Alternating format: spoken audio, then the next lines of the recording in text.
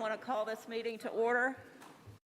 At this time, I would entertain a motion to approve the agenda with latitude. So moved.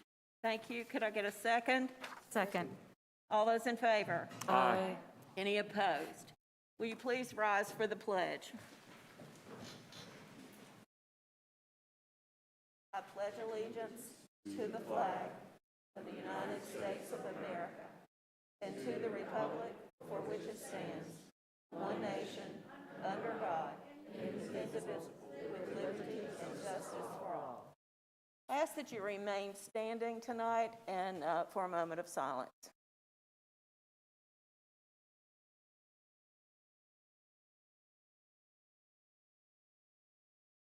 Thank you. You may be seated.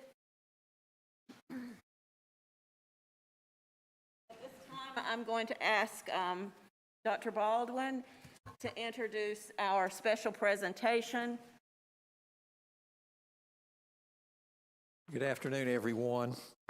You've heard me talk a lot about the ABC Science Collaborative. In fact, I think 2 meetings ago, we spent a little time just defining the collaborative itself. We have been a partner all the way back since March 2020 and working with them to provide data. They are a program funded by the National Institute of Health. They are public health scientists and physicians from the Duke School of Medicine, the Duke Clinical Research Institute, and the UNC Chapel Hill School of Medicine. They are nationally recognized. They are a primary resource for COVID-19 data specific and relevant to K-12 schools. So I am so pleased to present to you Dr. Kathleen McGann. She is a professor of pediatrics with the Duke University School of Medicine. She's been a key leader in the ABC Science Collaborative, and we want to stop and thank her for dedicating her time tonight. I know she has a date with a husband about 45 minutes from now, but she has kindly consented to give us her time and to provide some very useful, what I believe to be very useful data to you as we look toward a decision regarding the return to learn and face covering. So with that, Dr. McGann, thank you again. And our board is waiting anxiously and very attentive to hear from you. Wonderful. Can you all hear me okay? Hopefully, yes. Just a quick sound check if you all can hear me. Yes, we can hear. Awesome. Well, thank you so much, Dr. Baldwin, for that invitation. Can you all see my slides? Just the one slide, not two? Yes, we can. All right, awesome. Thank you. Well, thank you so much, Dr. Baldwin, for inviting me. And I want to first start out with applauding you all in your county, in Buncombe County, because you have done a terrific job actually keeping children and your staff safe. And I know this is not easy. You've been asked to make a lot of public health decisions, which is really hard. So without further ado, I'm going to go ahead and start presenting. I do want to note that, as you all probably know, this is a new and emerging pathogen, SARS-CoV-2, and we continue to learn more. So I'm presenting the most up-to-date information that we have right now, but again, we continue to learn and have certainly seen that that has changed over time. This is a quick overview of my learning objectives for the talk today. Briefly, we'll describe the Science Collaborative, which you all know about, a little bit about the SARS-CoV-2, also called COVID-19. That's generally referred to as the disease. SARS-CoV-2 is the virus, and the EPI describes some of the findings by our collaborative and others regarding safe opening of K-12 schools with mitigation strategies during the pandemic. And then really focus, I think Dr. Baldwin and really wanted me to focus on the commonly asked questions that we've been encountering this month. Do masks work? And I'll provide some data regarding transmission in districts with universal versus optional versus voluntary versus variable masking. And should a particular school system like Buncombe have a policy for universal masking or voluntary masking? That is not something we directly advise, but I know is a decision you're going to be making, and hopefully my presentation will help inform that decision. Talk a little bit about vaccination, and then maybe some additional considerations we've discussed in a manuscript around masking. So again, as Dr. Baldwin mentioned, the ABC Science Collaborative is an initiative extending across 18 states. We are scientists and physicians who work with school and community leaders to understand the most current and relevant information about COVID-19. I do have to say most of us are pediatricians who are obviously very invested in children. They are our future generation. We're invested in their learning. And then, like myself, many of us are infectious disease physicians, so pediatric infectious disease physicians who are also quite invested in preventing spread of infections. And our big focus has been on keeping children and school staff safe to allow for in-person learning. So that's really been our ultimate goal. We are coordinated through the Duke Clinical Research Institute. We have individuals from Duke and UNC who participate along with our national group. And we are funded through the National Institutes of Health. We are not funded by schools or by districts, which I think is important to know. This is just a quick overview of our national partners. And then just quickly wanted to talk about the EPI. So as you all know, we first started seeing SARS-CoV-2 in the United States in January, February of 2020. We had a marked winter surge last year where schools were able to stay in session through mitigation policies. Then we had the Delta surge this fall. And then, as everyone knows, had this massive surge due to the new variant, Omicron, which had us seeing numbers higher than we'd seen throughout the entire pandemic. And this was true for many countries. And now, thankfully, Omicron peaks quickly, but does drop out quickly. And we are finally starting to see cases drop even below where we were with the Delta surge last fall. We do think that cases have peaked in the US overall, but it does vary across states. And the number of places in the world have not dropped below the winter. And then this is our North Carolina data here, which looks very similar. The sobering thing is we did see a fair number of deaths comparable to Delta as far as the peak during this time of Omicron. So again, during this pandemic, our goal has been to keep children in school and healthy, just like your goal, so that they can learn and reap all the benefits of in-person schooling. We want to keep the children and the staff safe in school and avoid the other effects that we have definitely seen on children during this pandemic, partly associated with virtual learning. And we actually have data to support that all that I won't go into. But the COVID has really had a devastating toll on our children, as I'm sure you all well know. It's had educational and child health impacts. Students, as you heard last school year, were 4 to 6 months behind. Many of our districts have reported marked declines in beginning of grade and iReady testing, course failures, markedly increased dropout rates, decreased graduations, increased educational disparities, obviously parental stress, and very sadly, many child who are orphans have lost one or both parents. The other psychosocial impacts we've seen have been on food insecurity, child neglect and abuse, obesity, social isolation. And then I was telling Dr. Baldwin this morning, we have seen a marked increase in suicide attempts and suicides over this time, along with anxiety and depression in our children and adolescents. So it's really had a major impact on our children that's been very far reaching, and all the more reason we want to keep them safe in school and learning, both for the learning and then all of these other impacts. Universal masking, as you all know, was recommended by multiple public health professionals and organizations. The Centers for Disease Control, our American Academy of Pediatrics, our Pediatric ID Society, the NCDHHS, all recommended universal masking in order to keep children in full-time school. The AAP actually recently updated priorities for in-person learning and mitigation strategies to protect children and staff. And so what do we know about masking? So both our collaborative and others' research on universal masking as schools have looked at this.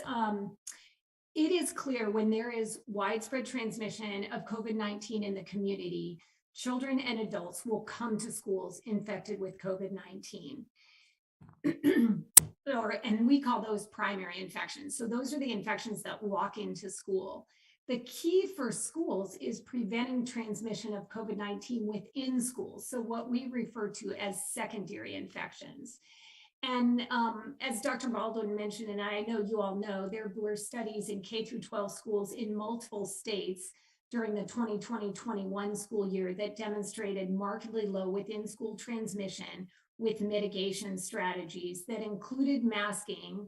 Many of those did not include distancing ultimately, but did include masking, hand hygiene, and several of the other mitigation strategies.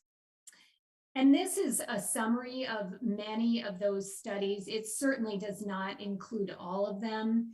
But what you can see here is the state they were published, the period they were published in, which will become relevant to our later discussions, the population groups, and then the infections that were acquired, again, outside of school. So those primary infections that we know are going to walk into school, and then those acquired at school, secondary transmissions. And then we also do a ratio of primary to secondary transmissions or cases. The underlying hypothesis, as you all know, in March of 2020 was that schools would increase COVID disease throughout communities and would be higher risk. This clearly refuted that, where we were able to markedly decrease secondary transmissions compared to those primary transmissions. And when compared to the community transmission rate, where we know, depending on the variant, transmission can be from one person to one, or as many as one person to 10 or more individuals, depending on the transmission rate and the variant, we were able to keep school transmissions quite low in the 5 cases per 100, which was awesome. So per 100 that walked in, you would have normally expected during the Omicron time, many multiples more than that. And then just looking at it a little different way, when we look at those who were exposed and quarantined, how many developed disease, it was only 1 to 2.7%. 2.7% was during the Delta variant. So really masks work. But then the question was, well, you didn't really look at an unmasked environment. How do you know it was the masking that worked? And the study I'm going to show you addresses that. So we actually approached over 13,000 school districts throughout the US. Ultimately, as you can see, we had 61 districts that included data that we could actually use. And 46 of those had universal masking. They masked throughout this study. 9 had what we call varying mask policies. So for example, I know you know many North Carolina districts actually had, did not mask like in August. And then when Delta started surging in September, had a lot of cases, so began masking. And then some of those did not mask in November, December. So they were considered varying masking policies. And then others consistently had voluntary masking throughout. So this was a really nice way to compare these. Again, this demonstrated masking works. So this was a really cool way to look at it, I think. You can see this diagram here, that if, for example, if there is a no masking environment, well, let's first take, if there's a full masking environment, it takes 1,055 students to infect 30 secondary students in school. So if there's 1,055 students and staff who walk in infected in a fully masked environment, it takes 30, they infect 30. In the partially masked environment, 305 will lead to 30 secondary infections. Whereas in a no mask environment, you only need 145 individuals to walk into school to infect 30. So markedly different numbers. And so it definitely demonstrates sort of what we call a dose response, no masking, partial masking to full masking, and how masking does prevent infections in our children and staff. So let's, I'm going to do a little bit of a hypothetical situation here where what do we know about Buncombe County statistics? It's interesting, your 7-day metrics, depending on what source I use, were anything from 200 to 411 per 100,000 per 7 days. And part of that is using CDC, the Hopkins database, the Buncombe County database, and NCDHHS. But let's say the range is around 200 to 400. This actually had the range at 225 from NCDHHS. So we're going to use that. And this was a hypothetical case based on the data that I just presented. This assumes 10,000 attendees. I know Dr. Baldwin informed me you all have over 22,000 students, and then also staff. So you would multiply all of this times at least 2. But let's assume this is a universally masked district versus a voluntary masked district, just to see what it would look like.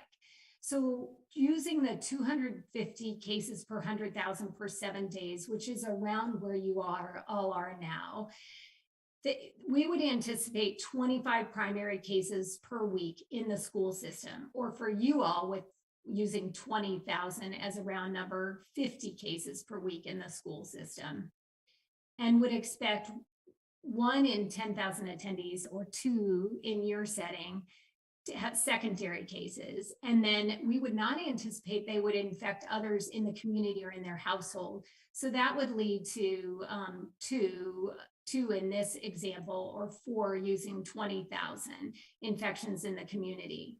So how does it look with voluntary masking? If you use 250, again, that would be 25 primary cases walking into school. It would lead to 11 secondary cases. They would infect 3 additional others, and that's a low estimate, other household members. And that would lead to a total of 14 infections in the community due to in-person schooling.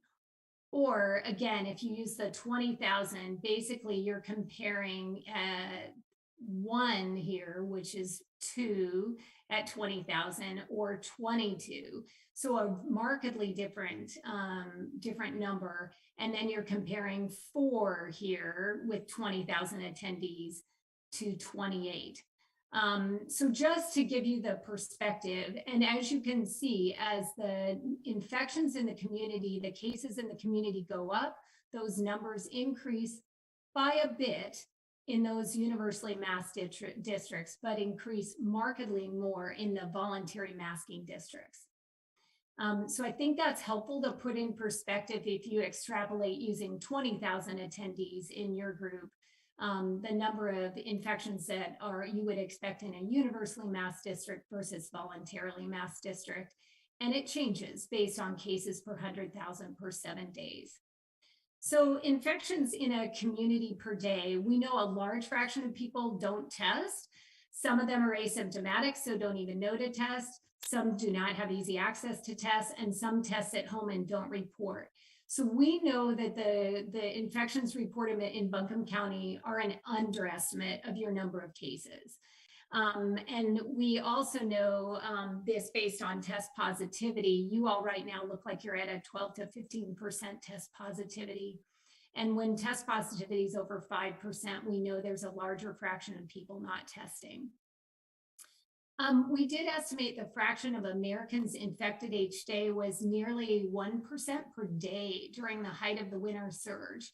It's likely to drop by about 1% per week in February in North Carolina, and in some districts will be lower. So masking has very different implications when community rates are high, as you can see here. It really depends on community rates.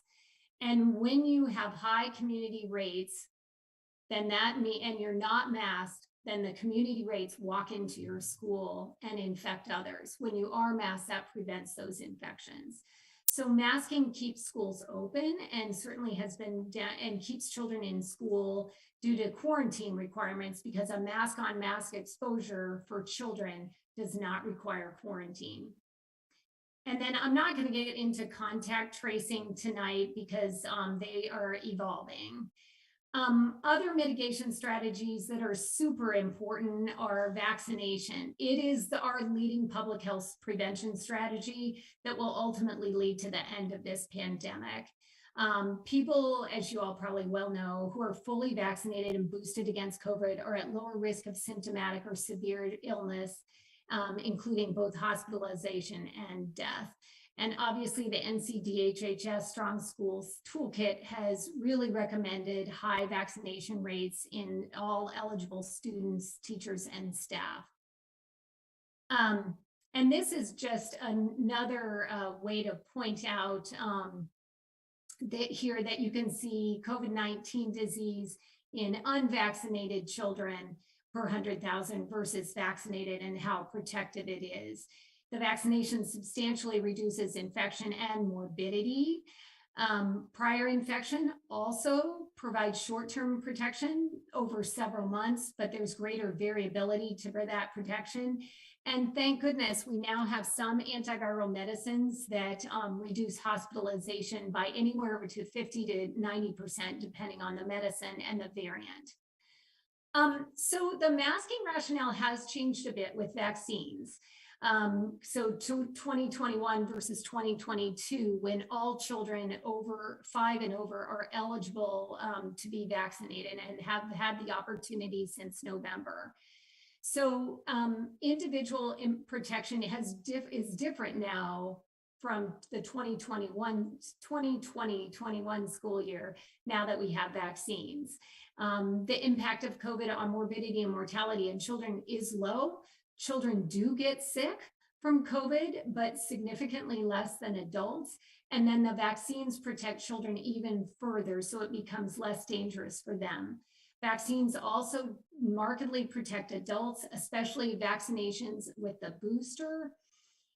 And then the vaccine also protects the school attendee family members and all other vulnerable people. So the other thing we have to think about is not just the children and the staff, but when they go home infected, who can they infect? And the highest risk are our elderly adults and immunocompromised who don't have a nice response to vaccines, and they're at risk for severe disease. So we have to think about them. And then also our children less than 5 are not eligible for vaccination currently. The other thing that really we want to consider when we're thinking about masking policies is community protection and what our community hospitalization rates are and deaths are. As you all know, during both the Delta surge and the Omicron surge, many hospitals, in fact, most, had to discontinue elective procedures through most of the month, most recently in January, due to the high rates of COVID hospitalizations. This is easing, and that helps you, I think, with your decision. So masking has kept schools open and staffed and children in school and out of quarantine during the Omicron surge. So community rates of infection should not be used as a decision to close schools. but infections should be used to help guide mitigation policies and what you're going to decide. When we unmask, again, we open up schools to community infection rates.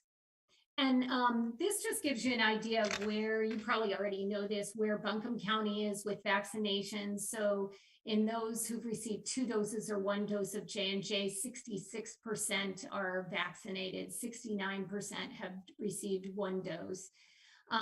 Still, sadly, we are low. This is North Carolina. I don't have the Buncombe data, but still vaccine rates in the 5 to 11-year-olds are low throughout North Carolina. As you can see, they pick up a bit in adolescents, approaching 50%, and then increase with age. So when you all are thinking about navigating spring 2022 and forward, considerations: have all school community members, students, and staff had access to the vaccine? And really to at least 2 vaccinations, so they get their full primary series. Are vaccines and therapeutics available locally and effective versus the current variant? Do hospitals and schools have adequate staffing? And then we've reviewed obviously the known benefits and effectiveness of masking, which you all are thinking about. And then the next question to ask yourself is, what is your schools and your school districts and local health departments' risk tolerance? Potential metrics to consider: primary and secondary within school transmission rates, again, as we've talked about, percent positives in school, numbers quarantined, staffing shortages, community rates, again, very relevant in the optional mask environment. Hospital capacity in your area. What is the current capacity of both your routine and ICU beds? And then vaccination rates in the 5 to 18-year-old and in your school staff. Those are certainly metrics to consider when you're making decisions. We would outline these metrics to consider for, I think it's also important to outline metrics you would consider for returning. If you decide to go to optional masking, when would you have to return to universal masking? And what would those metrics be? Community transmission, within school infections, quarantine, staffing shortages, etc. This is a hard decision. Obviously, you're needing to weigh risks and benefits of not masking and deciding your district's level of risk aversion or risk tolerance. And that's sort of the example hypothesis I gave you of those numbers. Regardless, it's important to, I do think this is really important, that regardless of what's decided, for example, if the decision ultimately within your district over the next several months is to go to an optional mask setting, it's really important to respect those who choose to continue to mask or who choose not to mask, and to really assure that derogatory comments or bullying do not occur around masking. People make decisions to mask to protect their grandmother at home or their immunocompromised parent. And so we want to be sure that people understand that. And we've already talked about the anxiety children feel in general with the pandemic, but I think it's also really important to think about giving people time to adjust to a decision, giving them the opportunity to vaccinate their children and the school staff if you're going to go to an optional environment. And then also making sure that children's anxiety about not masking, because they've been doing this, many of them, for 2 years, that is addressed too. So a lot of things to consider when making this decision, both the science around masking and transmissions, but also the psychosocial impact of not masking. This goes into this manuscript on the ABC Science Collaborative website, goes into in much more detail considerations for navigating the pandemic. So sorry, this is my last slide. So masking reduces the spread of COVID-19. This is why we ask all visitors or patients in our hospitals to mask. Masking reduces the spread of infection of COVID-19 in schools. However, as the pandemic hopefully begins to recede, again, hopefully we will not see a new variant and another surge anytime soon, but we don't know that. But as the pandemic seems to be receding right now, schools and school district leadership can use our data, hopefully, to determine for themselves what's the right set of circumstances for your district as far as mask requirements. We again do have vaccines available to most children, and ideally all children will be able to be vaccinated by the middle of this year. And we have antiviral medicines that are approved under EUA for those greater than 12, greater than equal.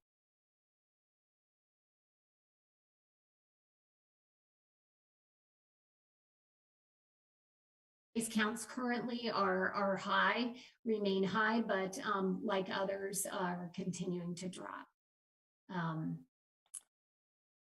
Dr. McGann, we appreciate your time. I know that we have just a few minutes left for questions from the board. While we have Dr. McGann, I promised her that I'm still good for a few minutes. I'm for several minutes, so. For Dr. McGann? I have a question. Speak into the mic. Sure. Hi, Dr. McCann. It's Amy Churchill. Thank you so much for being with us this evening. And got to say, I'm a huge fan of the ABC Collaborative. I don't think that's a big surprise for anybody. I wanted to just kind of ask you, when you've been sharing these numbers, and particularly the cases per 100,000 for 7 days, where, as you showed, Buncombe County sits at 225, and just kind of going back and looking at some research and some numbers back in the past, would it be fair to say that at that number, we start to consider the level of spread to be consistent with what we may see with a bad flu season or RSV season? And, thinking back to, what our mitigation, what we did to, back then to prevent, spread for the flu and RSV. Recognizing that our numbers, were much lower than what we saw back in January. Yeah. And I think it's hard because January was so outrageously high, higher than we'd seen at any other point of the pandemic. So now our numbers are still considered high by the CDC. They're still considered very high risk. As far as comparing to the flu, where we do have a vaccine and many people do get vaccinated, yeah, that's a good question. I'm not sure. It's funny, I don't track the flu case counts quite as closely, but I know Danny Benjamin, when he was looking at this, yeah, the case counts are actually significantly lower for both RSV and flu per 100,000. When we look at it, it's more in the, let's see. Just trying to add it up. Yeah, no, you're right. It is about in the 200 per 100,000 range. Yeah. But again, the CDC would still consider these current rates in the high. So anything greater than or equal to 100 cases per 100,000 in the past 7 days is considered high and higher risk for individuals. Right. Okay, well, I appreciate you taking a look at that. Thank you. Other members of the board? Yeah, I have two questions. My first question, with regard to the masking data and the hypothetical case count data, I'm curious if community vaccination rate was taken into account in either of those, because I just feel like it could be a bit of a false flag, given the fact that, there's really high correlation between those no masking districts and an overall lower vaccination rate in those areas, which could lead to a little bit of flawed logic. So could you expound on that? Yeah, so this was really interesting. We would have assumed that the masking districts would have had higher vaccination rates. Interestingly enough, in that study that I showed, vaccination rates were actually a bit higher in the optional masking environment. And there's various reasons one could propose for that. Potentially that those individuals, their parents knew that it was a higher risk environment, and so more chose vaccine. It's really interesting, but yeah, we would have had that assumption also, but actually vaccinations were higher in the optional masking environment. Was that higher in the schools or higher in the community as a whole? Oh, that is a really good question. I know we had data for some of the schools, but I'm not sure about all of it. As you may know, it's harder to get that data because most people have to rely on voluntarily reporting. And so it may have been community rates. That's a good question.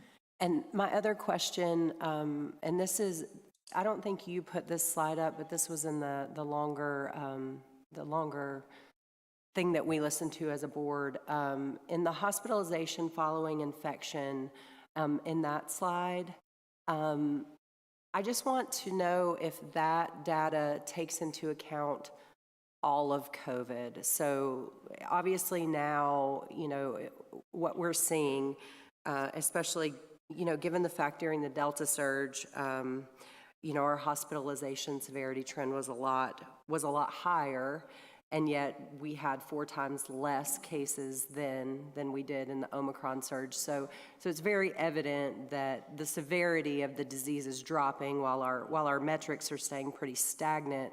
What I'm curious about is if this hospitalization following infection, which solely discusses our, you know, under 1 to 17-year-olds, so our school age kids, which are who we're here to discuss, is that for all of COVID? So that's even when it was way more severe. Is that correct? Yes, that is exactly right. And you're absolutely right. The severity has varied by variant. So the alpha variant, the ancestral variant, was much more severe in elderly, as are all of them, but much more severe in the elderly. Delta was more severe overall compared to all of them, probably because of its ability to home to the lungs. Whereas Omicron was much more of an upper respiratory pathogen and so had less severity. We did still see marked hospitalization rates and deaths from Omicron, but mainly because of the marked proportionate increase in cases. But you're right, though, the metrics around hospitalizations for children were throughout the pandemic. So took into account everything from ancestral, alpha, delta, and then Omicron. So, yeah. So just some things that really kind of spoke to me in that data. You know, when we look at 5 to 11-year-olds, it appears to me that RSV is obviously more, you know, more risky, and influenza is about the same. Of course, with our 12 to 17-year-olds, you know, those, it kind of drops off from there, and COVID is a bit more risky. But can you speak to that a little bit? Yeah, so sorry I didn't put that one up. I ended up, for the interest of time, not showing that one, but you're right. So influenza is much more severe in younger children, as is RSV. And then the severity of illness drops with age. Whereas SARS-CoV-2 continues to, it's not as severe in less than 1-year-olds or 1 to 4-year-olds as, for example, RSV or influenza.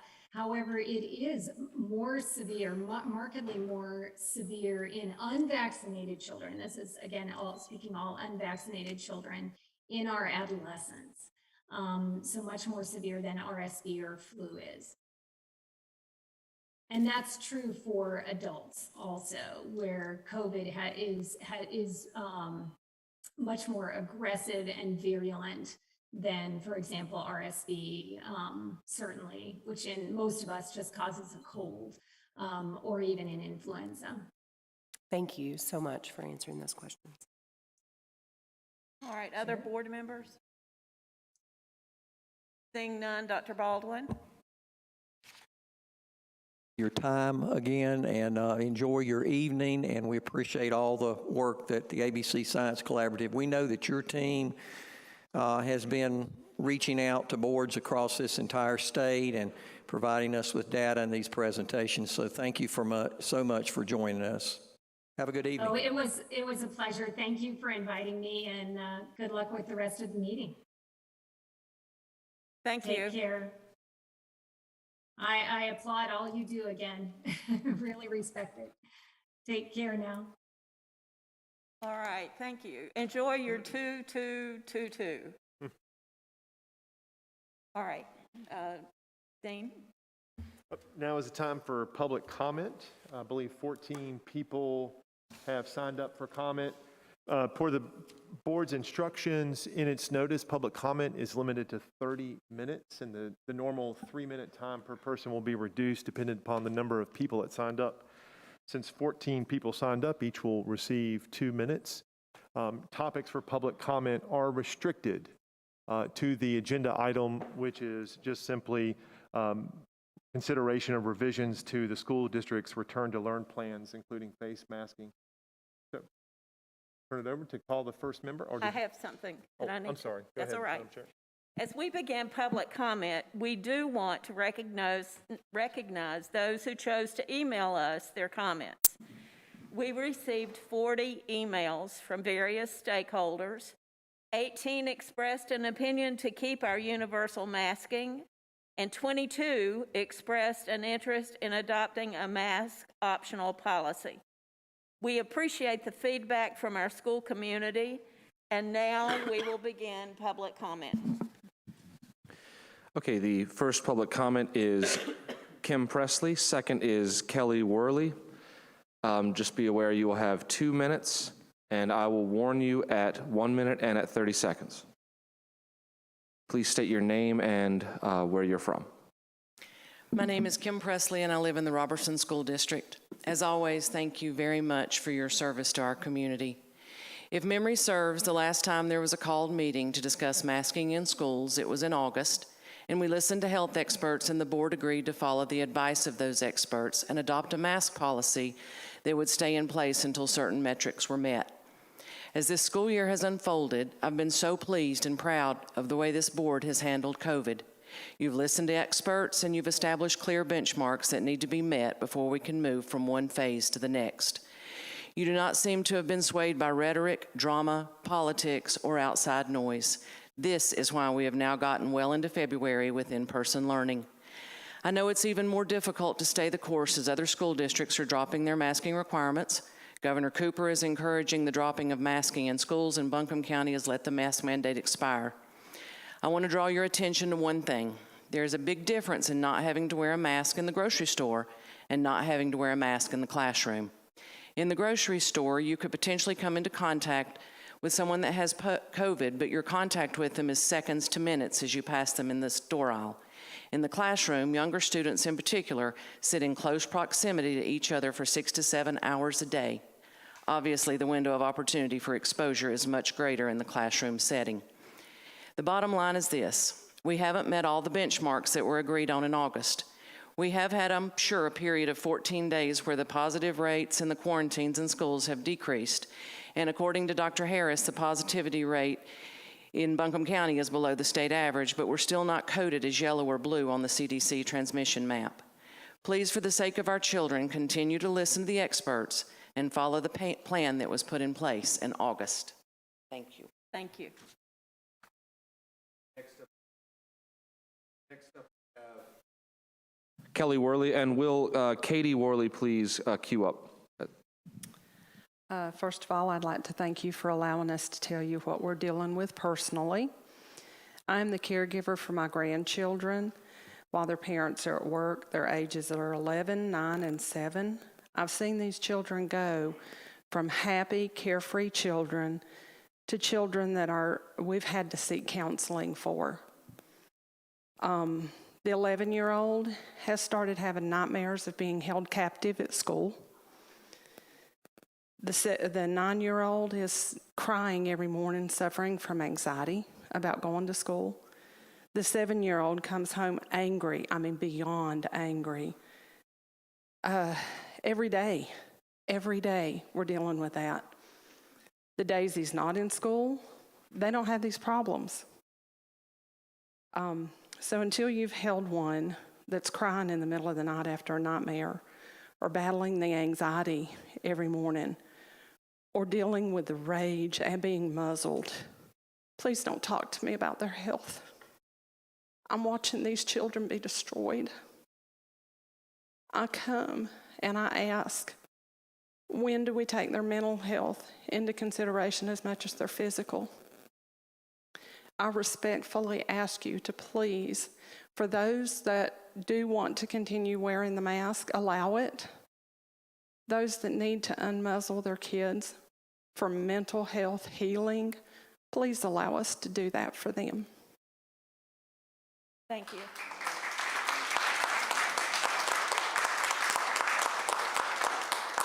Katie Worley, followed by Catherine and Hazel Ash.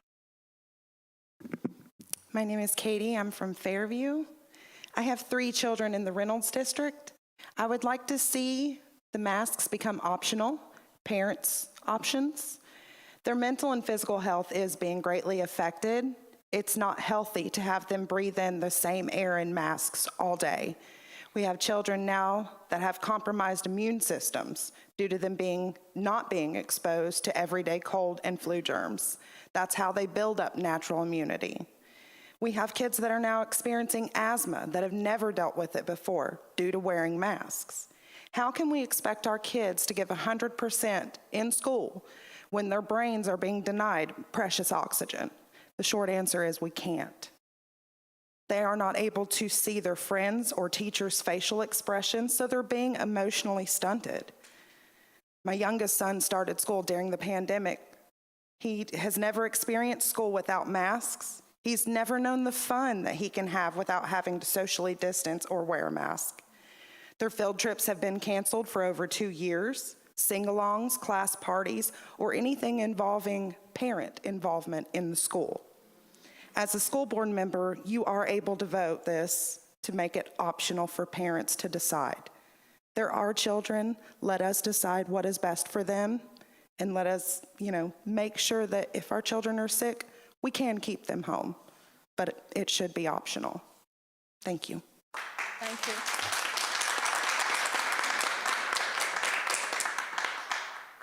I have Catherine and Hazel Ash. My name is Catherine Ash. I've been in the Candler community for 8 years, and I have 4 children, 3 living. 2 of them are in the Inca School District. This is Evelyn and Hazel. In 2019, Hazel was diagnosed with leukemia. She has fought for 2 years through chemotherapy, more intense than what many of the adults in this room will ever go through. She's had 50 spinal taps in 2 years' time to treat her leukemia. She missed most of her kindergarten year, she missed most of her first grade year, and she has only just recently been able to attend school as a second grader. She is one of the bravest people I know, and she is concerned about other people as well as her own health.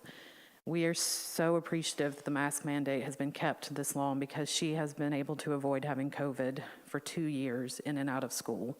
We have all been able to have COVID because we have all masked the entire pandemic. Hazel asked to speak. I just wanted to thank you guys for keeping the mandate up. And I think at this point, we know that our numbers in Buncombe County aren't where they need to be. Our positivity rate is still in the red. Our case numbers per 100,000 are still in the red. If we unmask now, we're going to take a huge step backwards. We need to consider that this is not the time and to wait until our numbers are better to take this risk. You're facing caution on one hand, which hurts nobody. We're taking off masks, which has the potential to really hurt some children. Is it okay if I let her speak? No, let Hazel. You want to say something? Hi, my name is Hazel Ash. I would like to keep on the mask because if we stop them, kids like me cannot go to school. No. Just really quickly, she also can't have her elective surgery to remove this port underneath her skin until our numbers are down and elective surgeries are scheduled again. She could have her port out as of now because she finished chemo 1 week ago, but we can't do that yet. No, we're up. I'm sorry, your time's up.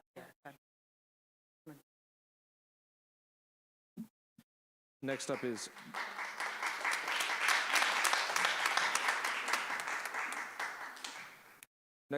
Wendy Navarez.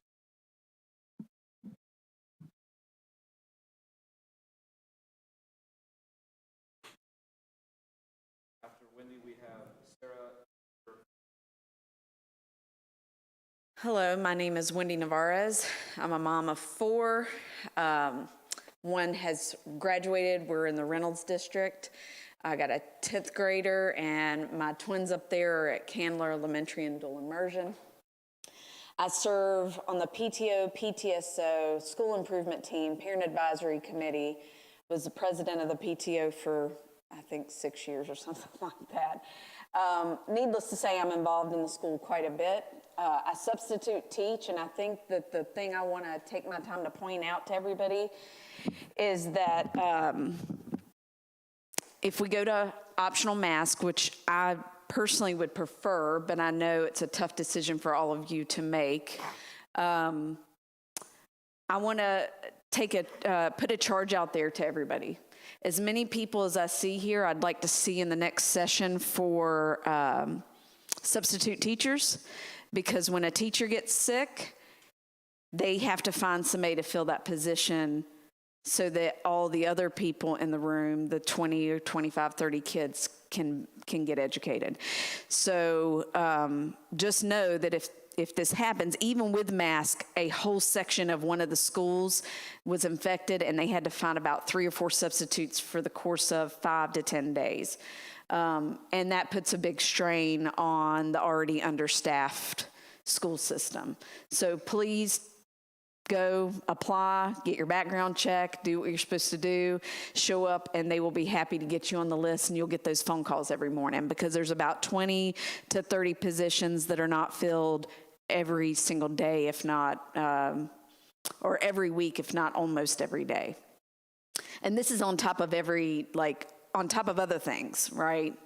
Flu, professional development, all the other things that the teachers have to do. So I would just make that charge to everybody to please understand the dilemma that is here. If we go optional mask, we're definitely going to see some increases, and that means it's going to be a strain on our kids' education through that employment piece. So thank you. Thank you.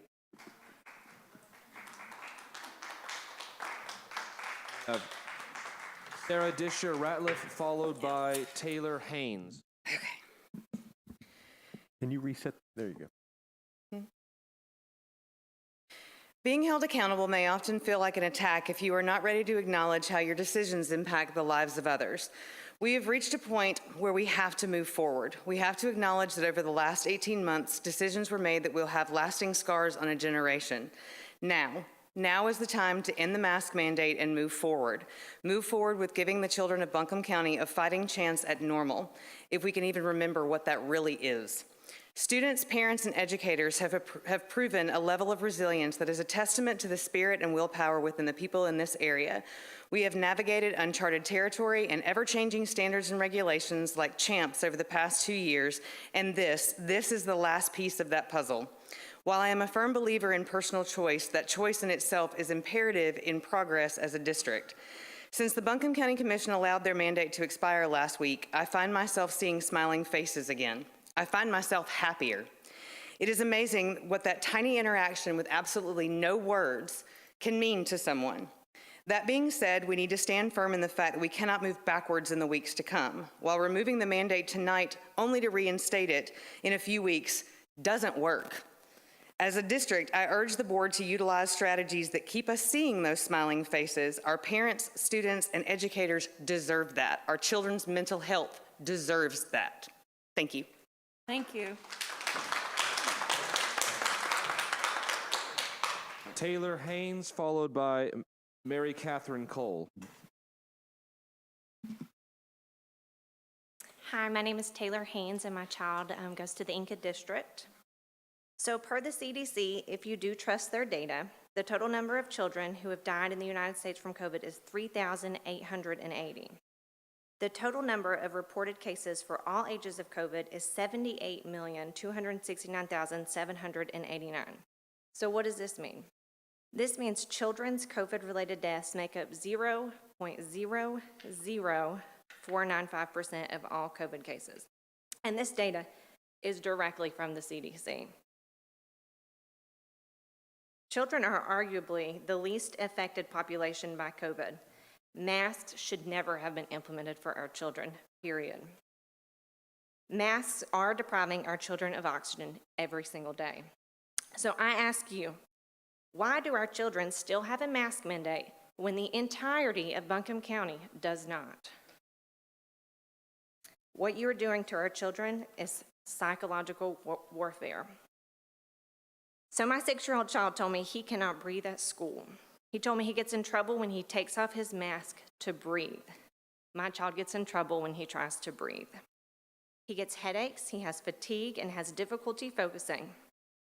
On another note, my 16-year-old niece committed suicide during the pandemic. More children have died from suicide during this pandemic than they have from COVID. So let me repeat that. More children have died from suicide during this pandemic than they have from COVID. Think about that. There is no legitimate reason why children are required to wear masks when adults are not in Buncombe County. Our children deserve better. My child deserves better. Masks need to be optional, period. Drop the masks. It is my child. It should be my choice. Thank you.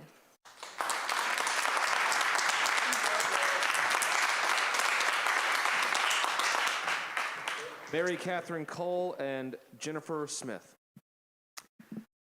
I'm Mary Catherine Cole. I'm here in my role as a mother to my 10-year-old who's a student at Black Mountain Elementary in the Owen District. I want to start by saying a big thank you to the teachers and the school workers and the administrators who are on the front lines living this discussion and decision every day. That's not us, that's them. I also want to say that we need a developed plan for off-ramping our kids and staff in masks. I believe that. And I want the group, you all, to consider that our positivity rate, which is currently anywhere from 10.3 to 11%, that's higher than when the mask decision was made. We know that the data is underreported, as many families, including my own, are relying on at-home tests that aren't lab confirmed. I ask that you consider waiting until after spring break to assess with data support whether to drop the current mask policy. Please keep the mask mandate in place until after spring break. Thank you. Thank you. Jennifer Smith and then Melissa McPhee. Hi, I'm Jennifer Smith, Irwin District. At this point in the pandemic, we are no longer following the science when we continue to send our children to school in masks. Continuing to mask children is no longer about safety or health or protecting our community. Continuing to mask our children is nothing more than adults choosing fear. We are 2 years in. I think it's time we approach this differently. Our governor is now wanting to approach things differently to end the school mask mandates. And I agree, at this point, like many have said, it's detrimental to our children, mentally, emotionally, not to mention to learn. A little bit about me, I have a 5-year-old. She started kindergarten this year. We have to choose every day between glasses and a mask. She can't wear both. So what do we have to do? Get rid of the glasses. Can she read? No. Is she excelling? In her literary skills? No. Can she enunciate, use proper pronunciation? No. So she's about to start speech therapy with masks on. I don't really know how that's going to work. I work full-time. I can't teach her how to read. I thank you very much for your time and for listening, and I really hope you'll consider following the North Carolina Department of Health and Human Services K-12 school toolkit. Thank you.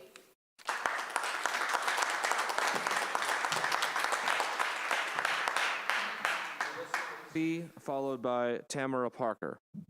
Hi, I'm Melissa McPhee, and I'm from the Irwin District. I've got 2 kids, one at West Buncombe Elementary and one at North Buncombe Middle.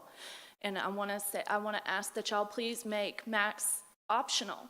Both of my kids contracted COVID at school wearing a mask and social distancing. The West Buncombe Elementary School student caught it in September. My middle schooler caught it in January, this past January. Throughout the pandemic, I've had my father-in-law, who has leukemia, living with us, taking care of him. I've had COVID in my house 3 times, and he died this past January of leukemia. He never caught COVID. So I want to ask that y'all please consider masks optional. Y'all have created an environment for parents where if a parent doesn't feel safe sending their child to school, they have the option to do virtual school. In making masks optional, they can still send their child to school with a mask on. They don't have to get rid of their mask if they don't feel safe. So I want y'all to consider the other half. My children have suffered, like some of the other parents have said. My middle schooler, we had him in counseling as well for suicide at 11 years old. So these kids have suffered. They're suffering mentally, emotionally, and academically. I went from having straight A students to now it's if we can bring home some C's. These kids are suffering, and I ask you please make masks optional for their benefit, for their health. Thank you.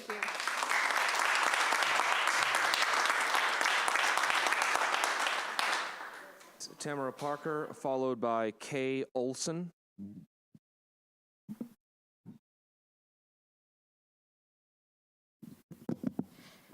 All right, for those of us who've been here for 1 or more meetings, we know that it doesn't really matter what we say. In fact, we know that you've already made your decision on masking, whatever that's going to be. And really, it should have never been a thing to begin with. We've watched parents and students speak here only to be completely ignored for months. We've watched students coming up here and telling you about the headaches they're having. We've watched parents come up here and talk about suicide attempts. We have watched parents come up here talking about dental issues with their kids because mask mouth is a thing. Are you guys going to pay the damages? You guys going to start paying the medical bills that we're dealing with? The counseling bills?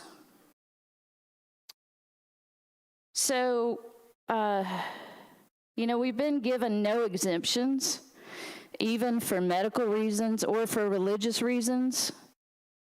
And again, we've been completely ignored. So now we know the truth. And the truth is that you masked our kids not because of safety concerns or COVID cases. You masked them because that was one of the requirements to get the $77 million in ESSER and GEAR funds that were given to the Buncombe County School District. That's $3,250 per student. That's what your kids are worth to them. You sold our kids out. Now, just in time for midterm elections, the virus is suddenly dissipating, just like the flu suddenly went away when COVID came along. There are many things that you've taken from us, in addition to the emotional.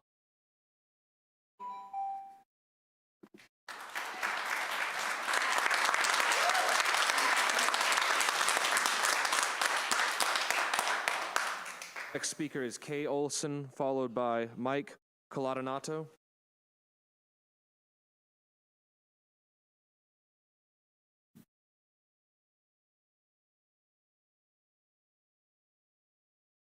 Kay Olson.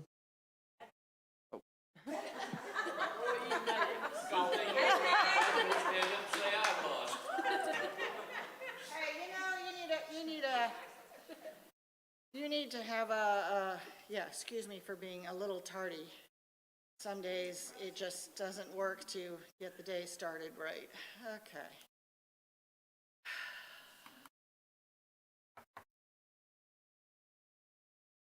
Okay, let's see if we. Hi, I'm Kay Olson. I live in Leicester, and we recognize our public schools have failed us, and we are hearing from many desperate families who feel that they have nowhere to turn. We are tired of speaking at school board meetings about our issues and then just being ignored. We know you guys are only following the money, the $77 million, the $115,000, et cetera, et cetera. So let's see how they like it when we just leave and take our kids with us. We, the parents, can do a better job than the school board and many of the corrupt administrators and teachers. So, are you guys ready for homeschooling? Are you considering transitioning to homeschooling?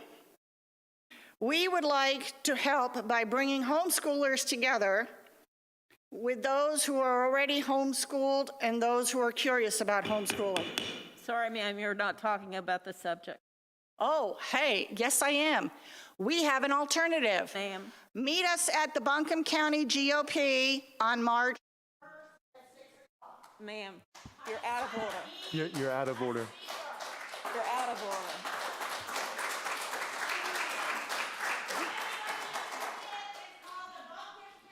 Can I get her removed?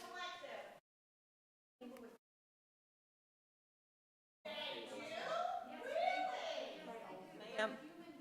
Yes.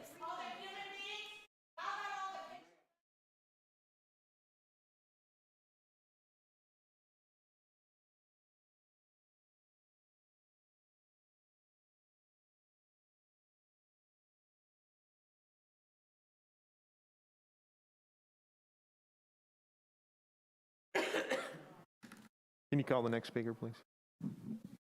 Next speaker is Mike Coladanato, followed by the last speaker, Christina Dillingham.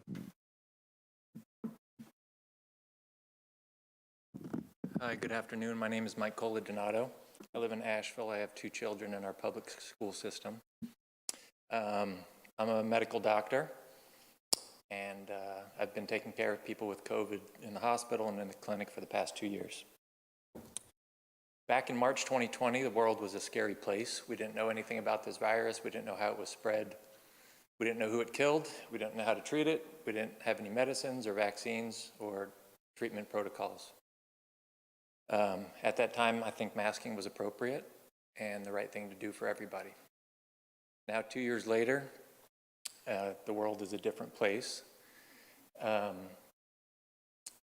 Certainly, if we think about children getting COVID, except for a few rare examples, and there will always be sick children or children that are immunosuppressed, children don't get sick or die from COVID. People that get sick and die from COVID are old people, sick people, obese people, people with other major comorbidities. So in terms of protecting our children, masking and preventing our children from getting COVID is not doing anything. Now, it certainly bought time to prevent spread to our old, sick, comorbid adults, to buy time to get vaccines to protect those people. That time has passed. Anybody that wants a vaccine that's above the age limit can get a vaccine. Anybody that doesn't want to get a vaccine, they get to make that decision and live by it or die by it. So let's please take the facts as they are now and allow our families to choose to wear masks if they want to. They can wear some. There's going to be some people that wear the mask for the rest of their life, and that's their decision. And we shouldn't be held and holding our children to their concerns. Thank you, sir.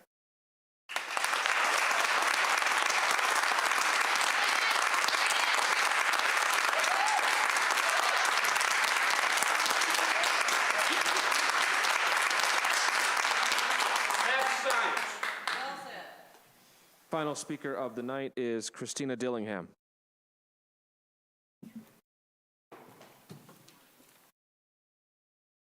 Hi, I'm Christina Dillingham, and I'm from the Irwin district. My children went to Irwin, wonderful schools.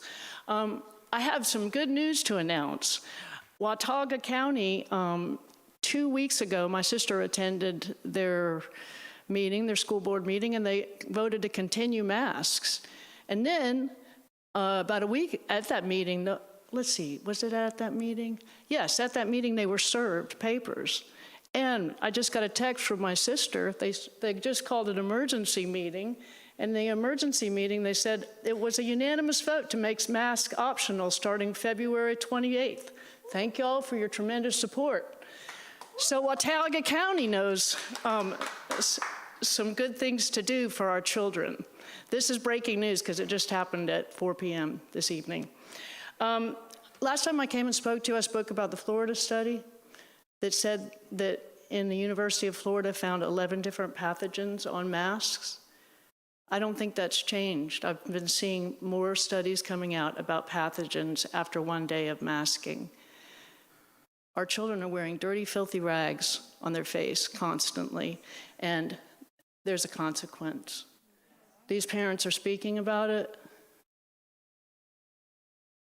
and worse, there's a consequence for their souls. I was speaking with a good friend of mine recently who was talking to a school counselor, and the counselor said that she has never, and this is in Buncombe County, never seen so many children who do not want to be on the planet anymore. This needs to stop. Our children need to see each other smile. Please make the right decision for our children and their future. Thank you.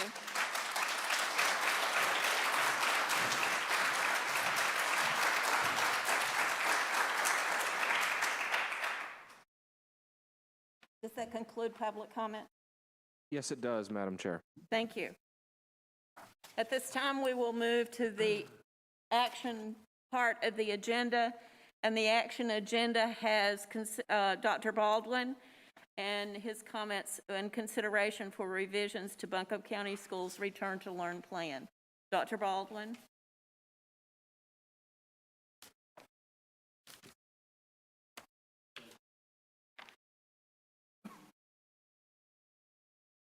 That one. There we go. Good.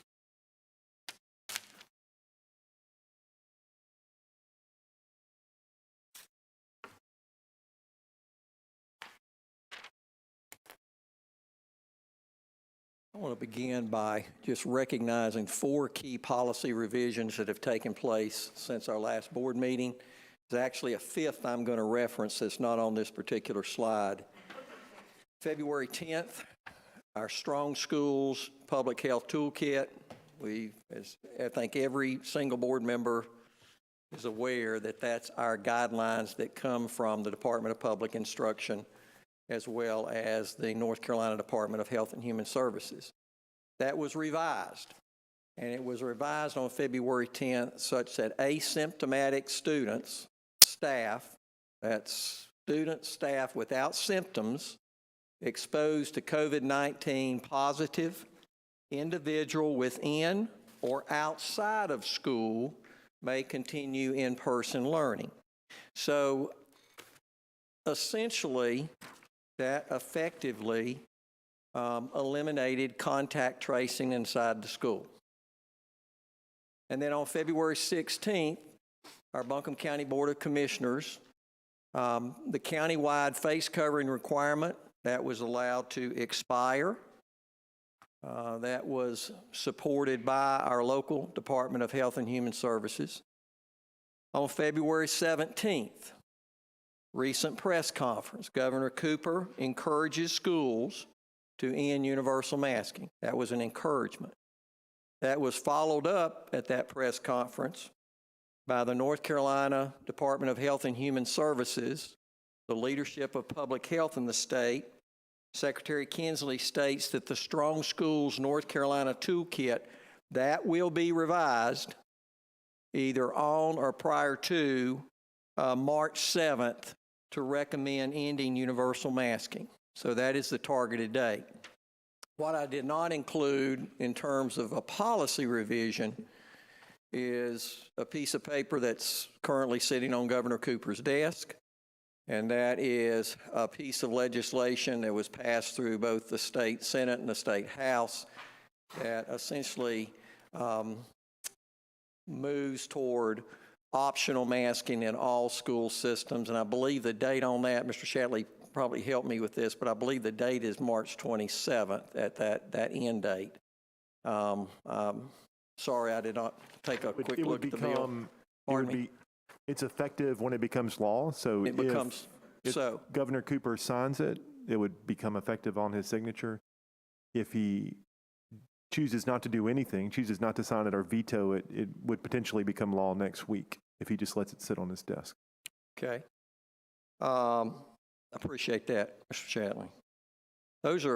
Those are key policy revisions, and they come with the data that you've just heard from the ABC Science Collaborative. All part of this decision making. Let's look more specifically at our local data. And I referenced this before when at our last board meeting that I was very encouraged in terms of the patterns of our local data and what was happening, the trends. And that's what we look at. And I'm going to say this publicly because I continue to be proud of this board, because since March of 2020, you have looked at the data. And I think that is, as an educator, that's what should be done. Based upon the current information that we have, first off, the number of cases among school-aged children, that's 5 through 17. That's our target population in Buncombe County. Look at the difference. Significant trend moving in the direction that we hoped that it would be. Beginning January 30th, 2022, 281, and then ending last week, February 13th, that has moved to 93. So definitely a trend that we were hoping to see. Let's look at our BCS staff and student absences due to COVID. And again, remember, we're looking at a 2-week span there. February 4th through the 10th. First off, look at our staff. You can see that we actually have moved in the wrong direction somewhat, although, and I so appreciate the speaker that advocated and for our substitutes. Don't lose sight of the big picture in this school community. With the exception of 3 inclement weather days, our school buildings have been open for in-person learning this entire school year. We've been able to do that because our staff in the schools, our administrators, have taken those days where they've been challenged keeping staff in the classrooms, and they found a way. We found from our community in the outreach, our community has stepped up to the plate. We've got to continue that. I'll also report to you that as far as the numbers we looked at actually today, this is a snapshot. We had 22 staff that were out due to positive COVID, and that's 11 teachers. Again, in a system our size, that's a fairly small number, and we've been extremely fortunate, and I believe we've not only been fortunate to maintain those classrooms open, I think it's the practices that we began back in March 2020 that's allowed us to do that. Now let's look at our students, because that parallels what we saw about the number of cases. In the week, February 4th through the 10th, 212 students that were out on isolation due to positive COVID. And now let's look at our number, 72. Now again, some of that has to be attributed to the change in the policy, right? Because we're no longer sending those students. Quarantine for us is no longer an active word, an active process in our schools. But again, our numbers, especially with our students, are moving where we've hoped that they would move. Look at the Buncombe County transmission level. And I think with the exception of 2 counties, Ms. Matthews, I know you helped me look at that this morning, 2 counties out of 115, everybody's still in high community transmission. But we also heard from our ABC Science Collaborative about caution using that particular metric. Did everybody hear that? Okay, but let's look a little bit further. Let's look a little bit deeper in that transmission level. We've had cases, again, in the last 7 days, drop by 22.66%. That's telling us again that we're starting to move, hopefully, at this point, from pandemic to endemic. Positive rate has dropped by 6.6%.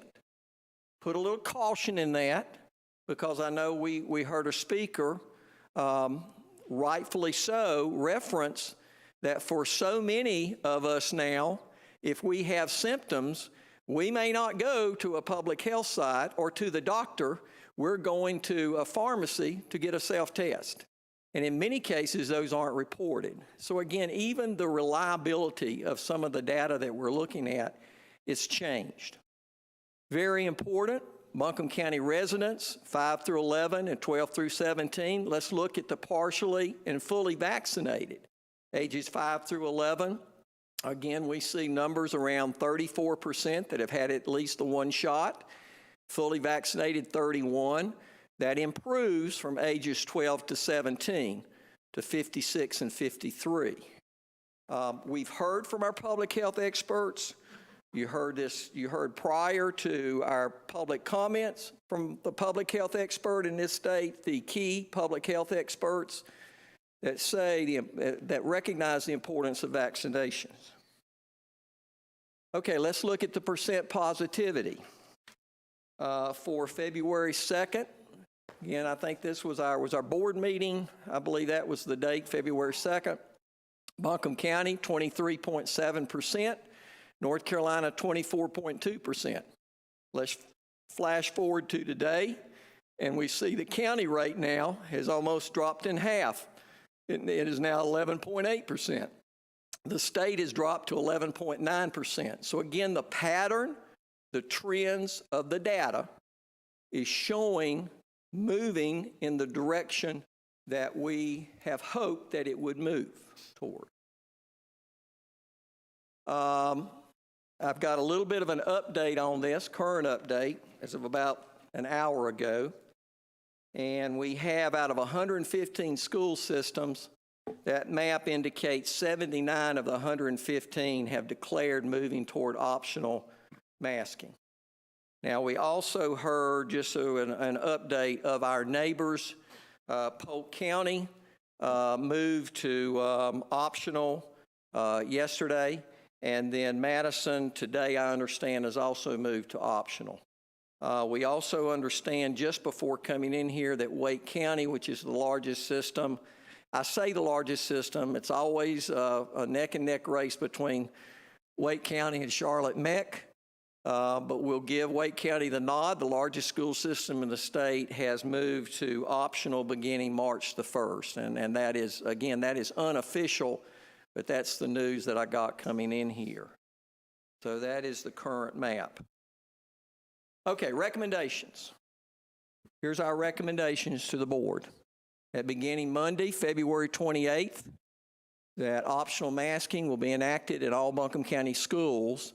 However, it is extremely important that everyone understands that moving to optional masking, there are exceptions to this currently in place. And this is true across the entire state. First off, still mask required on school buses in order to ride that school bus. That's based on federal guidelines. Now, will federal guidelines change?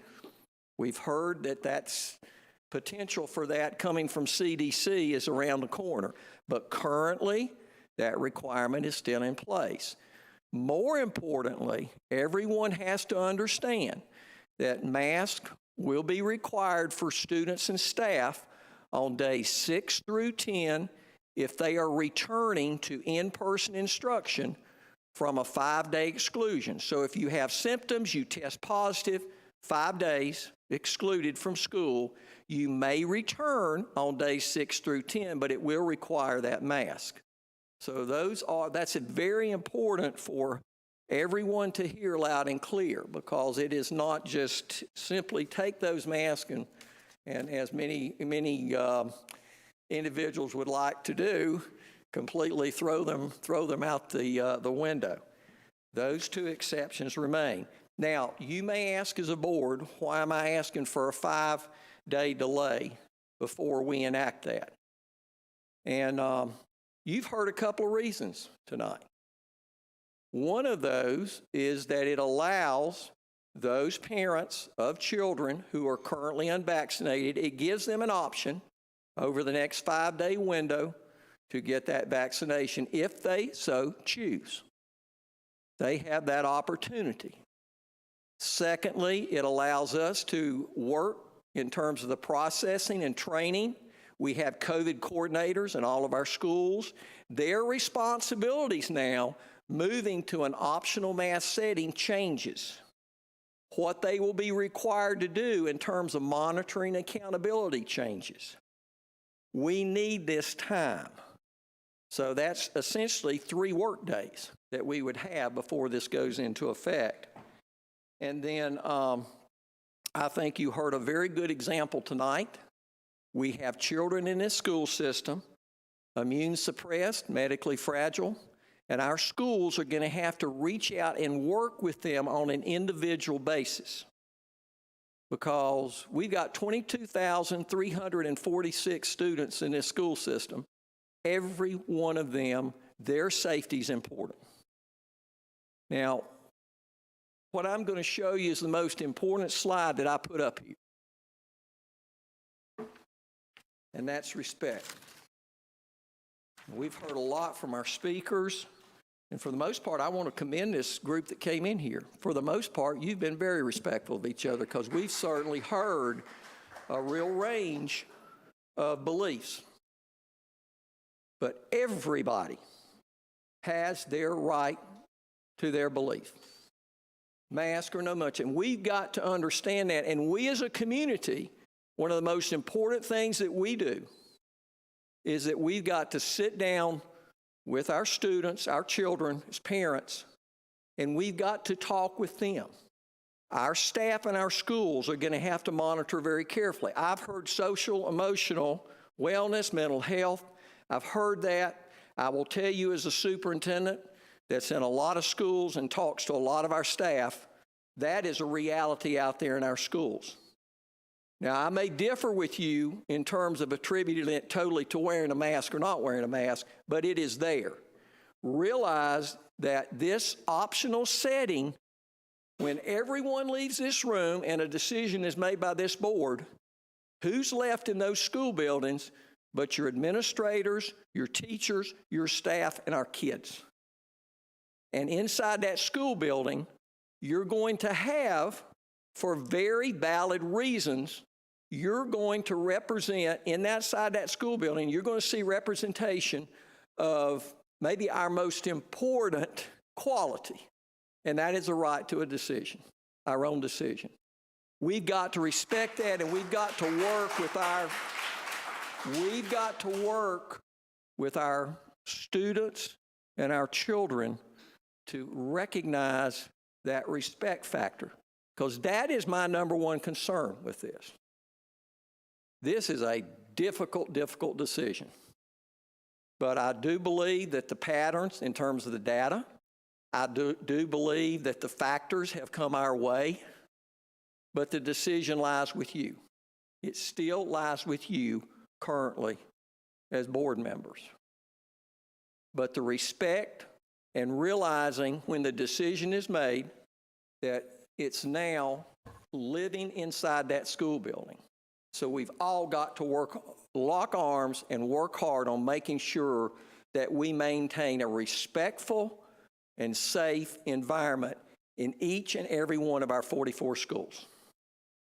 Madam Chair, questions that you might have? Board members, do you have questions for Dr. Baldwin? Madam Chair, I don't have a question for Dr. Baldwin. I do have one for Mr. Shatley, if you could help me with this. So the recommendation has a date attached to it. And I'm comfortable with the recommendation. I would like to see the board maybe have some discussion on whether February 28th is the best day, March the 1st. I think certainly by March the 7th, there may be some valid reasons to move a day or two slower. Do we have to have one vote that has a date attached to it, or could we make the motion that we're going to go mask optional and then have a second discussion / motion where we discuss what we consider to be the best date? And I may be the only one that's interested in separating those two, but I want to see if that's even doable. You could separate the question, but also remember that no motion has been made now. That's just the superintendent's recommendation. So if, for instance, Mr. Bryan, if you wanted to make a motion, if you wanted to move to make mass optional in accordance with the superintendent's recommendation, but change February 28th to another date, you could certainly do that in your motion as well. But you could separate them if that's what you would prefer to do. It might get a little complicated, but. I have a question for Dr. Baldwin. Is there a recommendation from staff for what might trigger us reconsidering this decision in the future if that were necessary? Clearly, we all have a priority of kids in schools. And if we see, either because of staffing issues or because of spread in schools, that we are not able to keep kids in schools, I want to know that that data is going to come to me so that I can be aware of that and consider going back to masks if that's what is required to keep kids in schools or to get kids back in school. So do you all have any kind of recommendation on what those metrics might be that we should be keeping an eye on there? I think currently the metrics in place are probably our best guide. I do think, though, based upon what we've heard from the Science Collaborative, that we need to adjust those. I will promise you again, I do truly believe we're moving from a pandemic to an endemic, but COVID-19 has not been eradicated. And for anyone that believes that, it's not been eradicated. So we need to continue to monitor and monitor carefully. In fact, I left this important piece out as a message to our parents and students, and that is the importance of monitoring your own health. If you have symptoms in this optional mask environment, stay home, get tested. If you test positive, it's follow the rules, 5 days, and you come back day 6 through 10. But monitoring is going to take on now such an important role for our parents and students out in the community. Again, for respect and consideration of those that are inside that school building. So given that, I am in favor of supporting lifting the mask mandate without those metrics in place, without changing the metrics that we have, even though they're maybe a little bit irrelevant at this point. But I would request that at our next meeting, maybe we revisit those metrics when we've had a little more time to think about it and see if there might be something we need to tweak there at our next meeting. I think we can bring suggestions back to you, but that's a pretty short timeline. Sure. We're talking about March 3rd, but we will bring at least some suggestions back to the board. Okay, thank you. Dr. Baldwin, just to piggyback on to Ms. McMahon's questions and comments, I actually had the same. In fact, respecting that you can't make these decisions overnight, I do want to make sure that we are not neglecting looking at metrics to determine what the next steps are if things start to not look as good as they're looking. And I would like to point out, and I took a snapshot of it, in the presentation from Dr. McGann today, she did actually point out some very good metrics, I think, that we could replace, especially the CDC map that we've been looking at, which I know has been, even in some of the CDC's words, a little tight. So, the fact that they have actually mentioned primary and secondary transmission rates in schools, what does that look like? A percent positivity in schools. And as Pat has said in the past, that might even be a school-to-school decision. One area of the county may be seeing a higher percent in their schools, and therefore they may have to go to looking at whatever options that we decide on.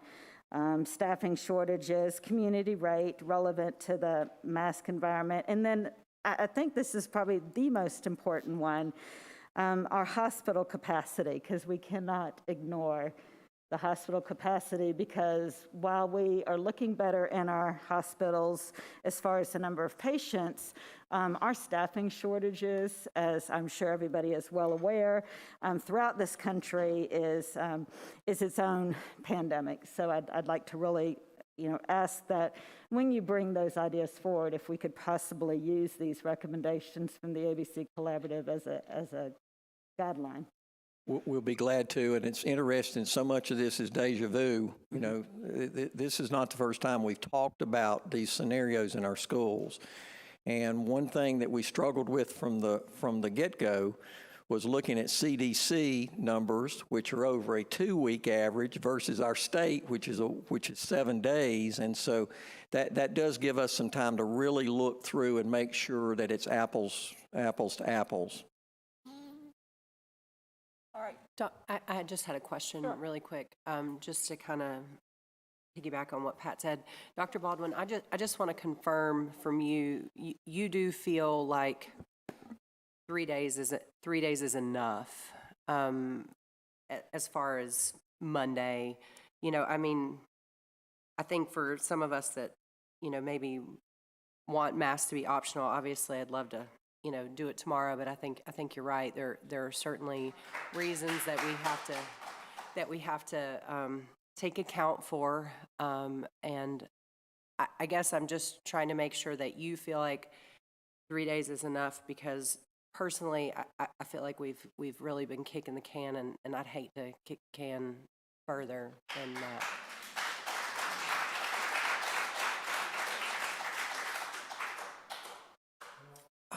Again, I'm trying to hit a balance.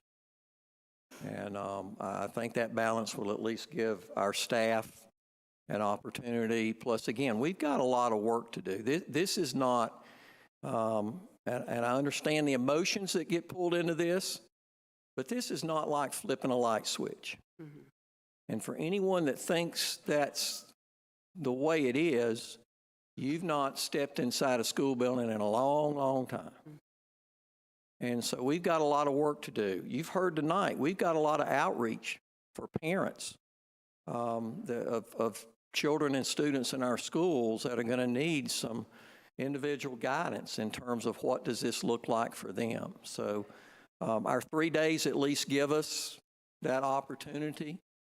And I do think over the weekend, again, in terms of looking at opportunities for vaccinations, if that's what a parent chooses, I think that does give ample time.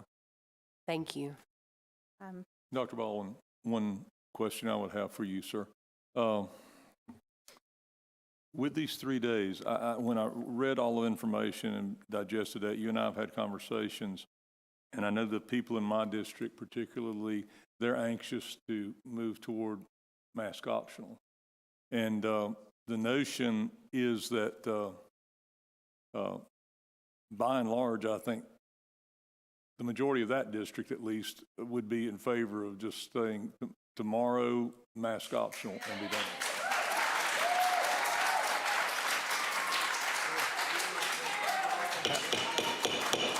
However,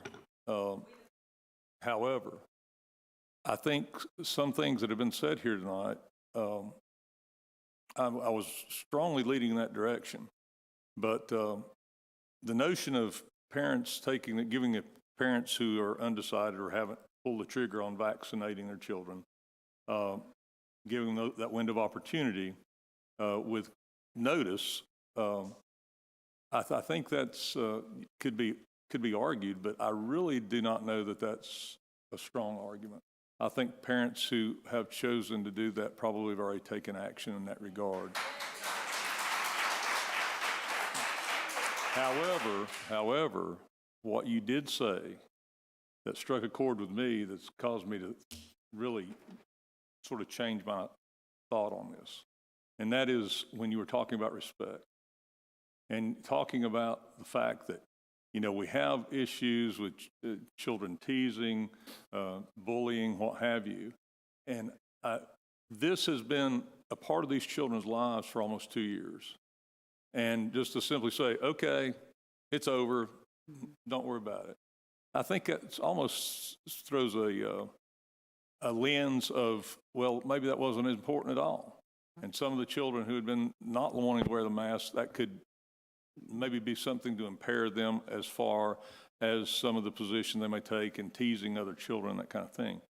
So I think that it is very important, what you said, in that these 3 days, they need to be days that are very, very focused on getting that message through to our teachers, our principals, and then, of course, to the children, and making them understand that, okay, you know, whatever day we decide, masks are going to become optional.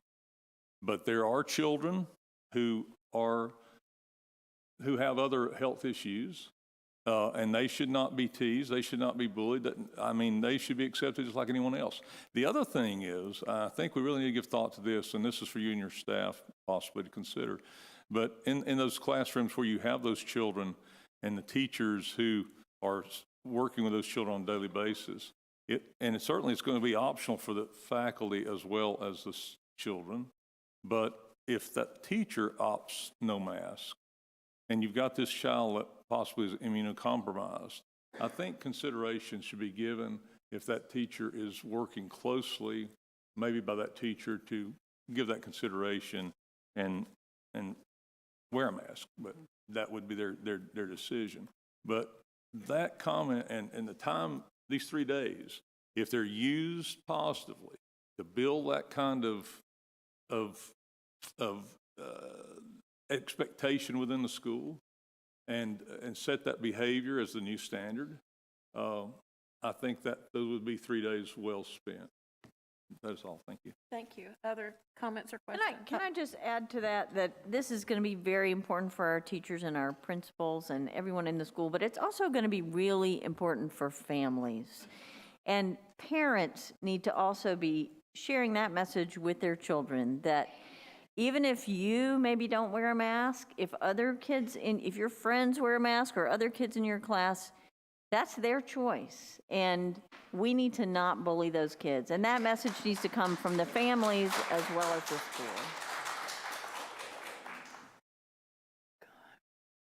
Madam Chair, I have a question for Dr. Baldwin, again, related to this. Sorry.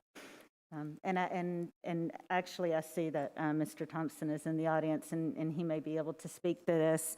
I do have some concerns that we're asking our staff to put together some social emotional learning around our mask changes that we're looking at to be accomplished in 3 days. And really, if you're being honest, it's probably more like 2 because tomorrow's a wash.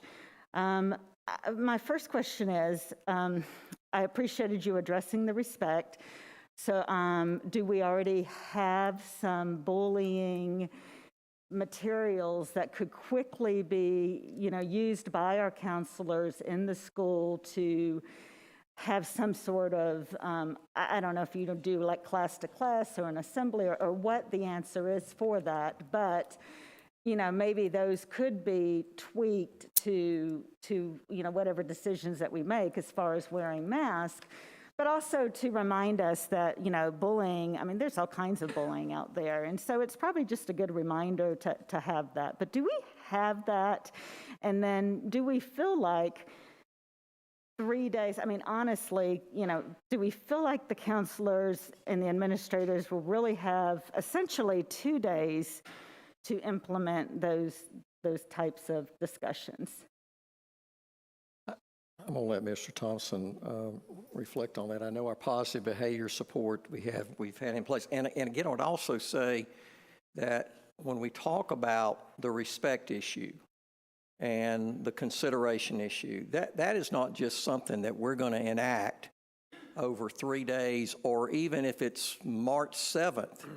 That has to be continued. It's in place. We continue that. But I think what you're saying is with emphasis over this transition period of time. Right, I just want to make sure, like lesson plans. I'm kind of looking at this as a lesson plan for counselors, and I just don't want to send anybody into panic mode. I think in every one of our schools, respect is part of their PBIS plan. I think we can begin this, and like Dr. Baldwin said, the whole idea of treating each other with respect is not a 3-day prospect. It's every day from now on. That is part of what social emotional learning is treating each other with respect. And yes, do our counselors have information about bullying? They absolutely do, and they can certainly talk about that. And we will not probably the counselor will probably not get to every classroom in 3 days, but every teacher can talk about respect in their classroom with their students. And that really is the expectation, is that every teacher talks about respecting each other and everybody's choices. So I think, can we do it in the 3 days? Yes, but we will do it every day.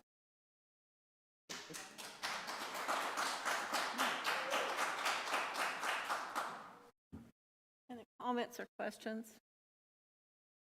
All right, I would entertain a motion to approve the recommendation of the administration. So moved. Thank you. Could I get a second? Second. All those in favor? What, you want me to debate? We haven't debated. Any further debate? Any further debate? Hearing none. All those in favor? Aye. Aye. Any opposed? Motion carries.